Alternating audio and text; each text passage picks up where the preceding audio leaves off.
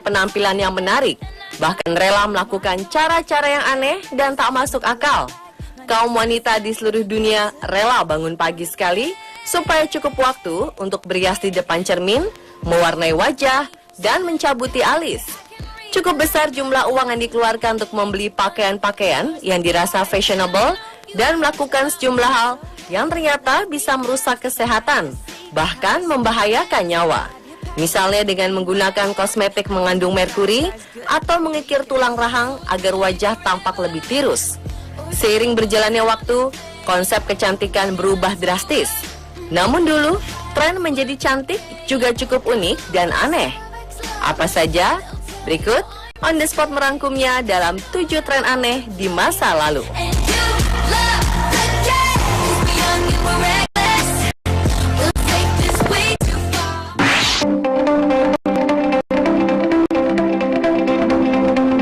Pada masa Yunani kuno, wanita yang alisnya tampak terpisah malah dianggap mengganggu pemandangan. Jika seorang wanita ingin menonjolkan selera dan kecantikan, ia perlu menampilkan garis tegas panjang berwarna hitam, mirip seperti ulat membentang di antara alis kiri dan kanan. Saat itu alis sambung merupakan aksesoris paling seksi bagi seorang wanita.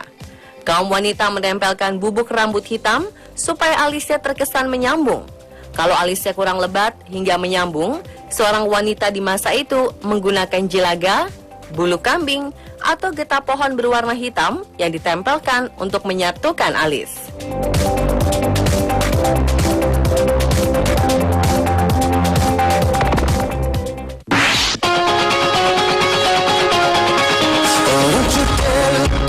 Pada abad pertengahan, Florence merupakan ibu kota dunia untuk urusan gaya. Semua kaum wanita di sana melakukan apapun untuk tampil cantik.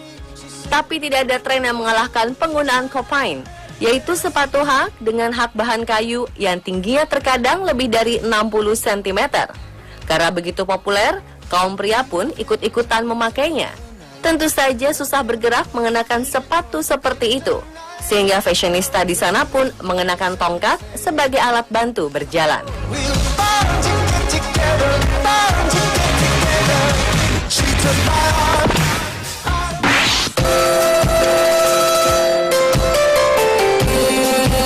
Kebiasaan kaum wanita Jepang menghitamkan gigi karena dianggap cantik berlangsung cukup lama. Kaum wanita Jepang sudah cukup lama memiliki kebiasaan ini, tapi kurang jelas kapan mulainya. Setidaknya sekitar 900 Masehi, kaum wanita mulai mewarnai gigi mereka menjadi hitam meniru gigi yang membusuk. Tak lama kemudian, kaum pria menirunya. Mereka mencampur air panas, sake, dan besi panas membara dalam sebuah panci dan didiamkan selama 5 hari hingga daki hitam mengambang di permukaan. Daki tersebut kemudian diraup dan digosokkan pada gigi. Akhirnya gaya ini meredup hingga akhirnya dilarang sejak 1870 setelah berlangsung kira-kira 1000 tahun.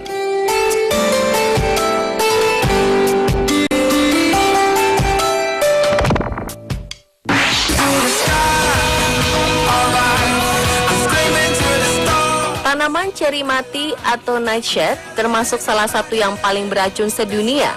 Jika diteteskan pada minuman seseorang, korban bisa saja koma. Sedikit lebih banyak, maka nyawa bisa melayang. Tapi pada masa Renaissance di Italia, kaum wanita meneteskan sari bunga tanaman itu langsung ke mata. Tanaman itu mereka kenal sebagai belladonna, yang berarti wanita cantik. Setetes racun itu dapat melebarkan pupil mata, tapi racun itu juga punya efek samping. Ia bisa memburamkan pandangan dan meningkatkan degup jantung. Jika diteteskan terlalu sering, mata bisa buta.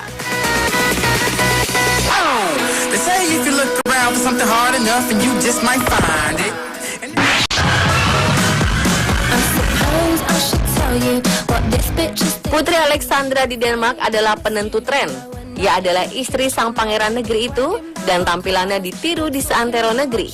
Ketika ia mengenakan pakaian atau aksesoris baru, kaum wanita bergegas menirunya. Bahkan ketika ia menderita demam rematik sehingga kakinya terganggu, kaum wanita pun tetap menirunya.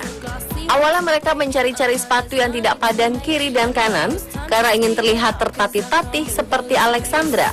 Pedagang mencium gelagat dan mulai menjual sepatu pincangnya Alexandra. hak di satu sisi sepatu lebih tinggi dan satu hak lagi lebih rendah. Kaum wanita berkeliaran tertatih-tatih di jalan-jalan mengenakan sepasang sepatu yang tidak padan sambil menggunakan tongkat. Kesulitan berjalan malah dijadikan bentuk kecantikan.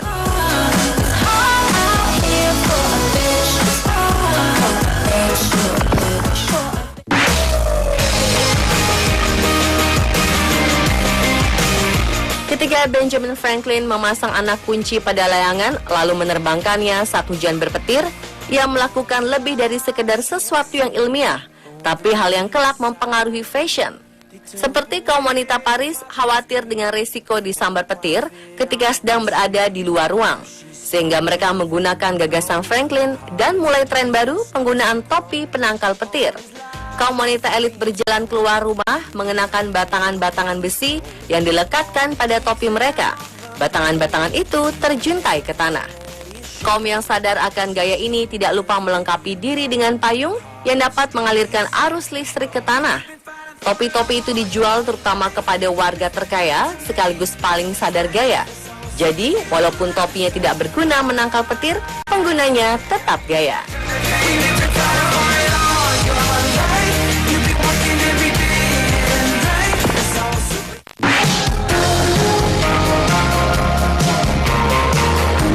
Bangsa Romawi menggunakan riasan wajah untuk mempertahankan kecantikan alami yang dimiliki seorang wanita. Bagi masyarakat Romawi, kecantikan berarti memiliki wajah dan kulit yang putih tanpa ada corak warna lain. Semakin putih seorang wanita, maka akan semakin dianggap cantik perempuan itu. Hal tersebut membuktikan kepada penduduk bahwa dia jarang keluar rumah dan cukup kaya untuk memiliki pelayan. Namun karena kulit orang Romawi pada dasarnya berwarna kuning langsat, bukannya putih gading, mereka tetap menggunakan beberapa bahan pemutih kulit. Seperti menggunakan bubuk kapur, kotoran buaya, dan timah putih untuk memutihkan seluruh wajah mereka.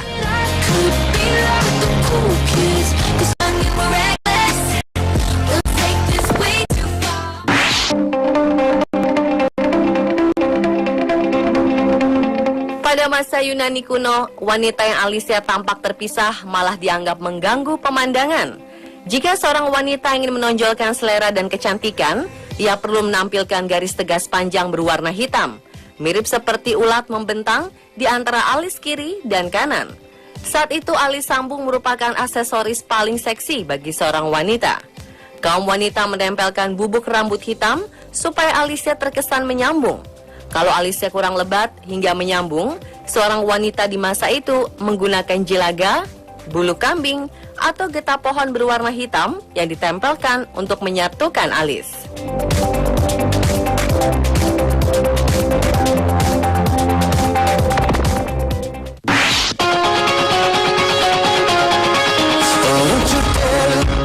Pada abad pertengahan, Florence merupakan ibu kota dunia untuk urusan gaya.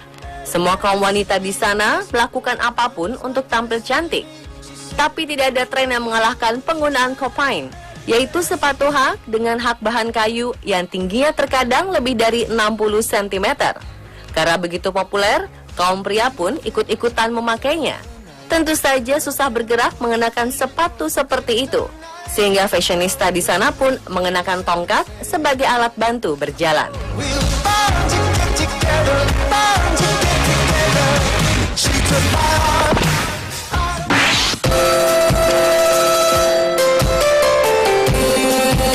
Kebiasaan kaum wanita Jepang menghitamkan gigi karena dianggap cantik berlangsung cukup lama. Kaum wanita Jepang sudah cukup lama memiliki kebiasaan ini, tapi kurang jelas kapan mulainya. Setidaknya sekitar 900 Masehi, kaum wanita mulai mewarnai gigi mereka menjadi hitam meniru gigi yang membusuk. Tak lama kemudian, kaum pria menirunya. Mereka mencampur air panas, sake, dan besi panas membara dalam sebuah panci dan didiamkan selama 5 hari hingga daki hitam mengambang di permukaan. Daki tersebut kemudian diraup dan digosokkan pada gigi. Akhirnya gaya ini meredup hingga akhirnya dilarang sejak 1870 setelah berlangsung kira-kira 1000 tahun.